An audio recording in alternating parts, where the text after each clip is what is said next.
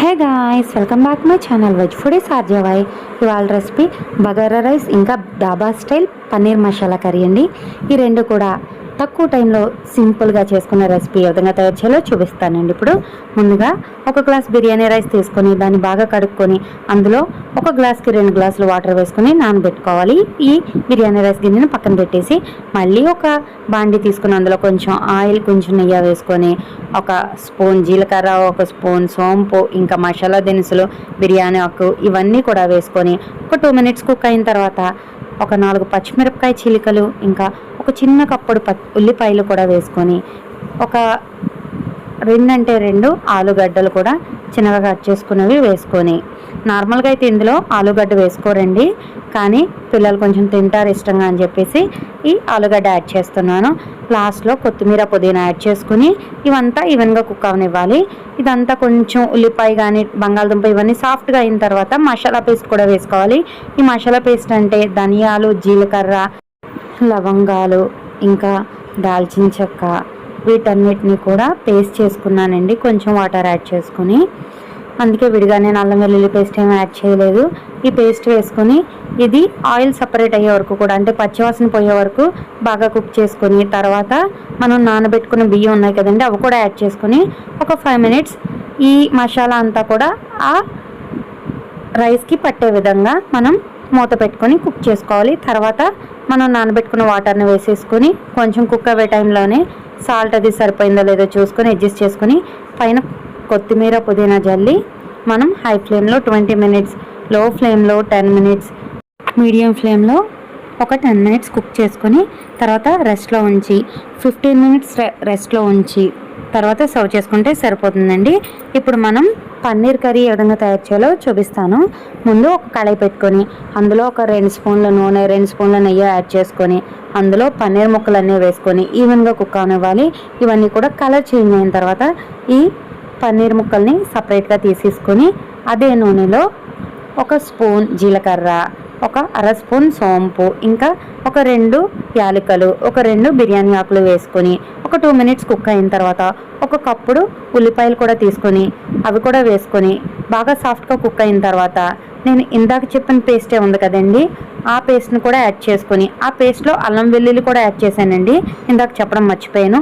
ఆ పేస్ట్ కూడా యాడ్ చేసుకొని ఆ పేస్ట్ పచ్చివాసన పోయే వరకు కుక్ చేసుకోవాలి.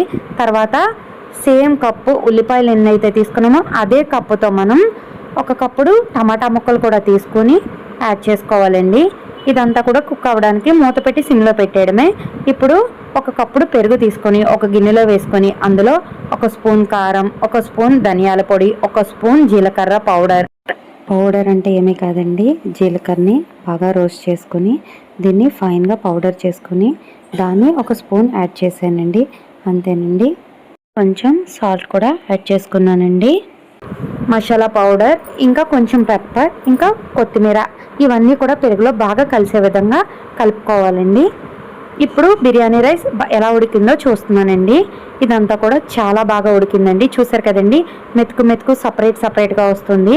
మనం లాస్ట్లో ఒక 15 మినిట్స్ మనం రెస్ట్లో ఉంచుతాం కదండి, ఆ రెస్ట్లో పెట్టే ముందే ఒకసారి కుక్ అయిన రైస్ని మనం ఫ్లేమ్ని ఆఫ్ చేసిన తర్వాత ఒకసారి బాగా కలుపుకోవాలండి. అలా కలుపుకోవడం వల్ల ఏంటంటే పొడిగా ఉంటుందండి, లేకపోతే ముద్దలా అయిపోతుంది. ఇప్పుడు మనం కర్రీ దగ్గరికి వద్దాం. చూసారు కదండి, ఉల్లిపాయలు, టమాటా అంతా కూడా సాఫ్ట్గా అయిపోయింది. ఇప్పుడు ఇందులో మనం పెరుగు పేస్ట్ని కూడా యాడ్ చేసుకొని దీన్ని కూడా కుక్ చేసుకోవాలండి. ఇది కుక్ చేసే టైంలో ఏంటంటే సాల్ట్ ఇంకా మసాలా పౌడర్ ఏదన్నా అడ్జస్ట్ అవ్వడానికి మనం చెక్ చేసుకోవాలండి ఒకసారి. ఇది ఆయిల్ సపరేట్ అయ్యే టైంకి మనం కొంచెం వాటర్ యాడ్ చేసుకుని పన్నీర్ ముక్కలు కూడా యాడ్ చేసుకోవాలండి. చూసారు కదండి, ఆయిల్ సపరేట్ అయింది. ఇప్పుడే ఇందులో పన్నీర్ ముక్కలు యాడ్ చేసుకొని ఒక 2 మినిట్స్ కుక్ అయిన తర్వాత వాటర్ కూడా అడ్జస్ట్ చేసుకొని గ్రేవీ దగ్గర పడే వరకు కూడా లో ఫ్లేమ్లో కుక్ అవనివ్వాలండి. కుక్ అయ్యి దించేసేటప్పుడు కొంచెం కొత్తిమీర యాడ్ చేసుకొని దించేయడమేనండి. ఈ రెండిటి రెసిపీ సూపర్ అండి, వీకెండ్కి పర్ఫెక్ట్ రెసిపీ అండి. ఇది సర్వ్ చేసుకోవడం కూడా మనం నీట్గా డెకరేట్ చేసుకొని సర్వ్ చేస్తే ఎవరిష్టంగా తింటారో చెప్పండి. చూసారు కదండి ఎంత కలర్ఫుల్గా ఉందో. మనకి ప్లెయిన్ వైట్ బగారా రైస్తో ఈ పన్నీర్ కర్రీ సూపర్ కాంబో అండి. చూడడానికి చాలా కలర్ఫుల్గా ఉంది కాదు, తినడానికి కూడా ఇంకా ఇంకా సూపర్ ఉంది. అందుకే మీరు ట్రై చేసి ఏ విధంగా ఉందో కామెంట్ బాక్స్లో కామెంట్ చేయండి. చూసారు కదండి ఈ బౌల్లో ఈ రైస్ ఇంకా ఈ పన్నీర్ కర్రీ ఎలా ఉందో చూసారా, కలర్ఫుల్గా. పిల్లలే కాదు పెద్దవాళ్ళు కూడా ఎంజాయ్ చేస్తూ తింటారండి.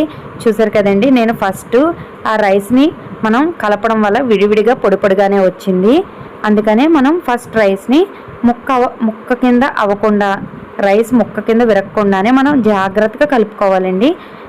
అంతేనండి, మీరు ట్రై చేయండి. ఏ విధంగా ఉందో కామెంట్ బాక్స్లో కామెంట్ చేయండి. నా ఛానల్ ఎవరైనా కొత్తగా చూస్తున్నట్లయితే సబ్స్క్రైబ్ చేయండి, పక్కన బెల్ ఐకాన్ క్లిక్ చేయండి. మీ ఫ్రెండ్స్కి రిలేటివ్స్కి షేర్ చేయడం అస్సలు మర్చిపోకండి. Thanks for watching friends. Bye bye.